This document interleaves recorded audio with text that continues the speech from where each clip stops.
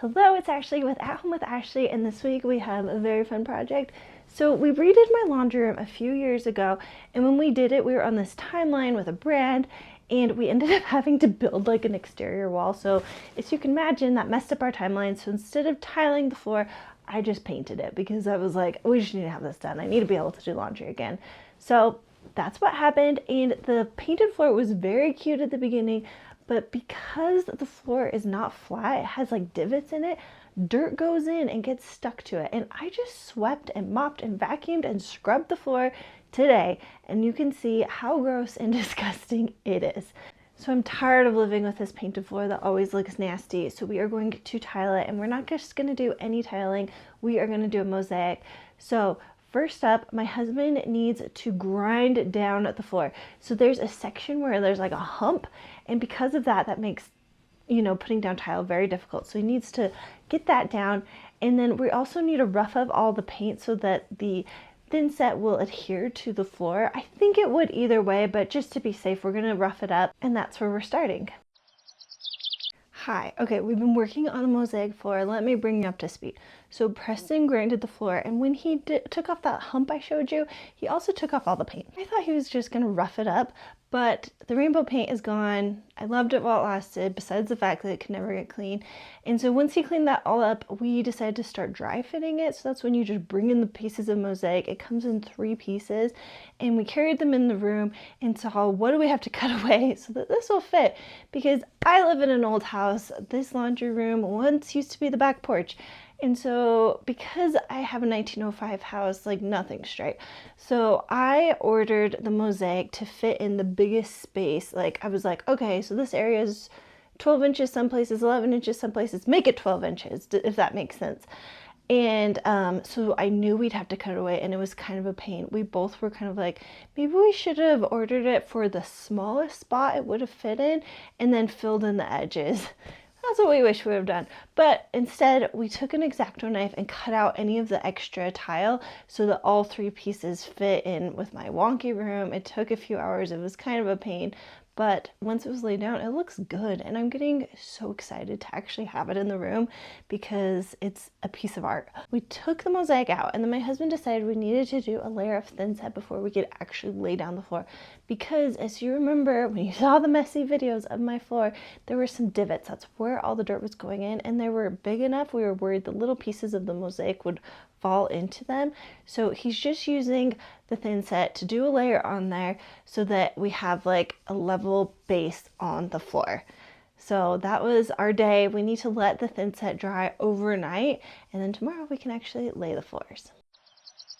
Today's an exciting day because we are laying the tile. So the first thing we're doing is we're taking the backing off of the mosaic pieces because they have like this plastic part that's below the mesh. So you got to take that off.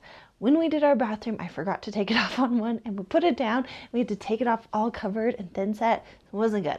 My husband is starting to put the thin set down, and he's using an 1/8 inch trowel, and that makes like really tiny little lines, but because these are tiny tiles, that's what you want. Our mosaic comes in 3 pieces, so we put the thin set down only where the first one's going, and we laid that in place first, and this is the most important one to get right. So we kind of like made sure it was in the right spot and traced it before putting it down, just so that like we could get the first one right. And then we repeated it for the second one, and it was so hard because my husband had to like lean on one foot, and my camera malfunctioned. So I don't have a video of him putting it in, us putting it in, but we got that in. In between each piece going down, we also would fill in any holes with extra pieces of stone. The mosaic company sends you a bunch of extra, and because we had to take some out to make it fit around the edges, we had extra from that. So we're just using tile nippers, cutting the stone down and then fitting it in the hole and making so from wall to wall it looks really nice.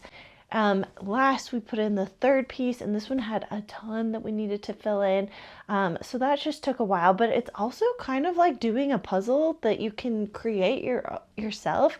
Besides sitting on a cold stone floor, the rest, like, it's not that bad. It's kind of fun to do. And after laying tile all day long, well, when did we start? Like 10 to 2 plus a lunch break, so 3.5 hours. Like, it looks good. The tile is down, and tomorrow we can grout. Today is Grout the Floor day. Because the spaces between a mosaic are really small, I'm using unsanded grout, and I'm using the color bone because it's kind of like a beigeish color and it'll look really nice. If you've never grouted before, it's so easy. I am mixing mine up with water, and then once it's all mixed and you follow the instructions on the box, you just plop it on the floor and then you use a float to push it around into all the cracks.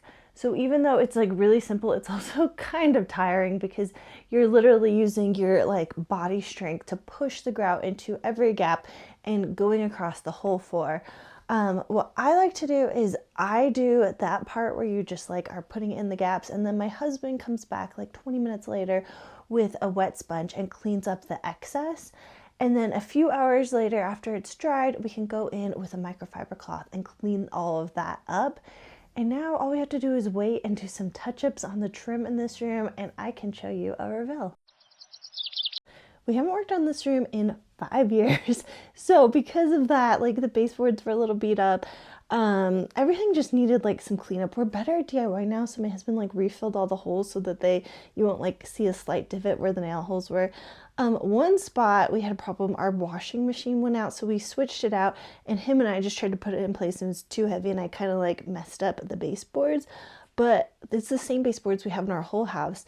And the manufacturer who makes it doesn't make them anymore. So instead of like switching them out, we're just fixing them. So to do that, I put a bunch of hot glue on the baseboard in a spot that wasn't all beat up, and I let that completely dry. And then it took a second, but I got it off the baseboard. It was glued to it, but I peeled it off. It took a tiny bit of paint with it. And then I used wood filler, and I put it on the places where I had problems. And then I used that mold that I created with the hot glue over it, and I did a few coats of wood filler, and after painting you really couldn't tell. So I thought I would share that quick tip. We also ended up sealing the floors, and what this does is it really protects a stone from having like dirt penetrate it and make it so it's not cleanable. And the laundry room is kind of like right off our back door to our backyard in between our kitchen, so it gets a lot of traffic, and when it does, it gets dirty.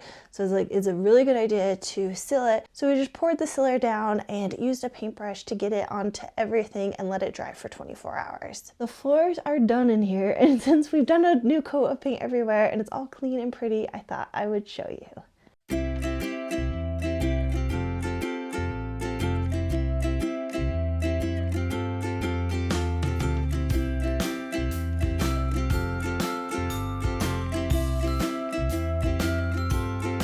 Okay, I'm so happy with the floors.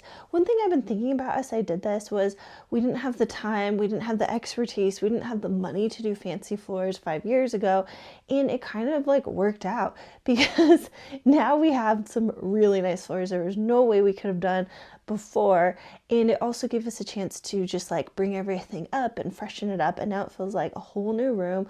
I love the floors. The mosaic is absolutely gorgeous. It looks like a work of art. All of the pieces we put in on the edges, once it's all grouted, you really can't tell, and it just looks very, very, very nice. One thing I do wish I did was on the top where we have kind of like a header section, because you couldn't fit a whole like square of pattern. I still wish we would have put a partial square pattern, if that makes sense, and just cut it off so it looked like it just kept going. I don't know. So that's one regret I have, but other than that, that was like me designing it incorrectly. The floors are gorgeous. The different patterns are so fun, and they're kind of like lots of different options, so it's fun to like look at them and choose a favorite.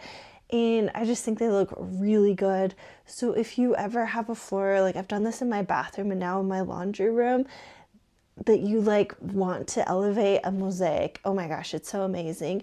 And because you buy it from someone who makes it, it's not that hard to do. If you like this video, please make sure to give it a thumbs up. If you have any questions, please let me know in the comments. And if you're not already, please subscribe.